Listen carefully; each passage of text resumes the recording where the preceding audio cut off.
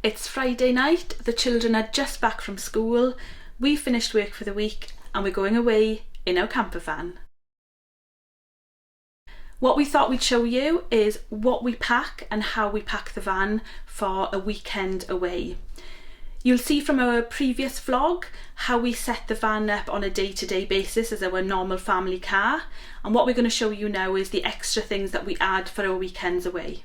To make things as easy as possible, what we've done is allocate an area in our house that we store everything we need to go on our camper van holidays or weekends away. So essentially everything's labelled up. I come in here before the trip, go through all of these, decide what we need to take with us. For example, if we're going somewhere where we're going to be paddleboarding, we've got the wetsuits. This weekend we're not going to be doing that, so I don't need to worry about it. It just makes it so much easier having everything in one place. So we've got this section, and then we've got kind of our maintenance section in the garage. Whatever space you've got, I would just say just get as organised as you can so everything's to hand when you need it. So we're going to take everything that we need out onto the drive. The other two areas that we store things are the fridge or the freezer, and then obviously in the garage we've got our cables, etc. So we're going to get everything out and show you what and how we pack. It's really useful to prep as much food as possible in advance, and what I do is I store them in these boxes which store neatly in the camper van fridge. Just as a little tip as well, things like the butter, what I do is when I come back from a trip I keep it in this box so that it's ready to go as and when we're going away. Similarly, I have a freezer one, so this is food that I've prepared, frozen, and then I'll take it with us. I'll just take it out just before we travel, and then it'll defrost gradually in the fridge over the next 24 hours or so, and we can use it for tea tomorrow. So before you start your trip, you've got to work out what equipment you're going to require. For this trip we know where we're going, we know the pitch is flat, so we're not going to need levelers, but we will need the awning, and I'll need the power pegs because the ground is very firm. I don't need the long electrical cable because the electrical hookup is close to the van, so I'll take our shorter one. I will take the short hose because the water tap is nearby, and that'll be quite useful. I'll also be taking the drain down canister so that I can remove the waste if we fill up. So the first job I have is to take the children's seats out so that I can access all of the storage space underneath the bench seat, and I can easily get into the gas and water containers so I can just check everything is as I need it. So now that I've got the seats out, underneath here the storage is fairly empty for a day-to-day because of our child seats, but when we go away now we will utilise this space with bedding and things. So right. What's in there now? Currently we just have the shields for the windows for the condensation at night and keep us warm, and the red funnel is to allow us to fill the tanks with water more easily if we were using a canister. Thanks for that, because I forgot that on my last vlog.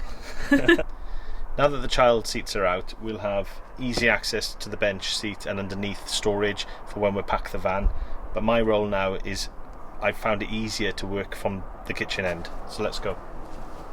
In previous vlogs I've gone in great detail on how you set up the gas, water and electrical systems. That's not the purpose of this vlog, so now I'm just going to show you what I do before I go away.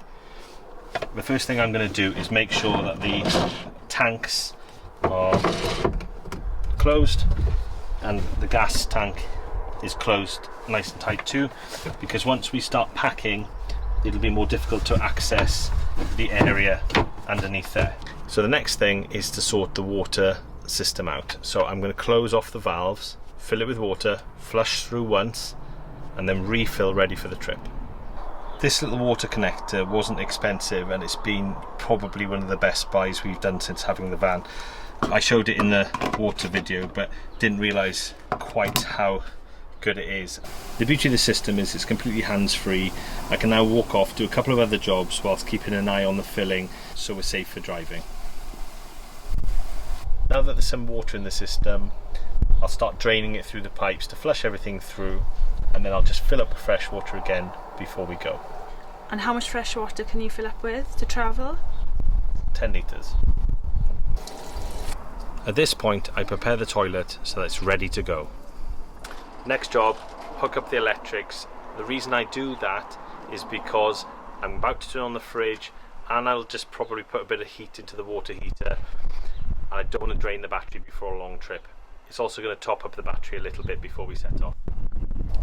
Now that I've got the electrical mains hooked up, I'm going to turn on the fridge to maximum so I can get the temperature down so that when the food goes in, it's good for travelling. Before we set off though, I will just turn that temperature back as we mentioned in our previous video. And I'm also going to turn the water heater on just to give that boiler a head start, get the water up to temperature, but I will turn that back off before we travel. And I guess that's because our site is only about an hour away, isn't it? It's not too far. Okay, this is everything else we're going to put into the van. So quick run through. So we've got our scooters, micro scooters, brilliant, they're foldable, take less space, helmets. In the bags there, we've each got a different coloured bag, and everything we need dress wise is in those bags for the weekend. Any books, wallets, phones, etc. I keep the toothbrushes in a separate pot, and then the washing up things, and they just get slotted into the kitchen. Wine glasses, very important. Alcohol, again, very important, and my bottle of Prosecco's in there as well. Any non-fridge food. Then I've got tonight's meal for us adults. The children have already eaten, so I've taken a freezer pre-prepared meal that I've done out of the freezer, and that's there ready for when we get to the campsite. Starting on the top there, we've got our bike bags, bike locks, our bedding, the children's bedding. Then we've got a bag of walking shoes, any IT type equipment, camera equipment, chargers, etc.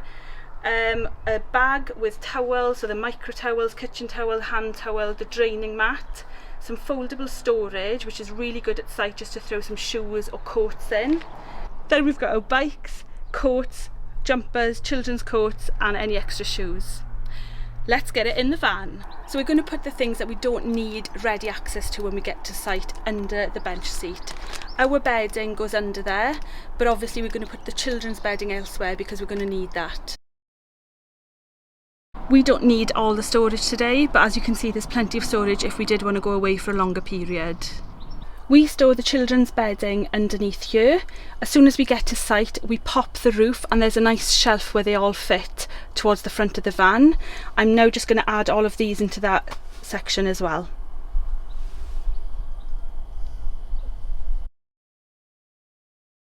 I'm now going to get all the coats, the cycling helmets and our drawstring bags on the hooks. When we get to site, I use the foldable laundry basket and storage baskets to put the things like the coats in out of the way.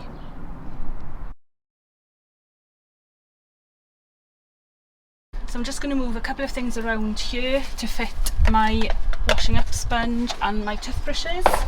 And then I'm going to put the rest of the food in the cupboard. Anything that's defrosting ready for tonight, I'm just going to pop it in the sink. So this last bit is all about preference. We could have utilised the floor space down there. We could have put the boot bag between the two front seats. We haven't got a long journey, so this absolutely suits us fine, but what it shows is you've got the floor space the whole way down the corridor. You've also got the floor space on the back seats as well, so there's plenty of space.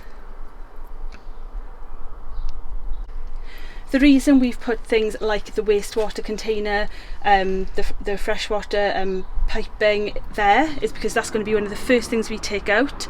We keep the wastewater container under the van at site, so we just wanted things accessible, and also obviously we've got the awning there as well, which is going to be one of the first things we do on site. Once this is all in the van, the last three things are any fridge food, any freezer food that we're taking with us to defrost, and any hot drinks or water etc. for the journey. Forgot about the scooters, so I'm just going to pop these in.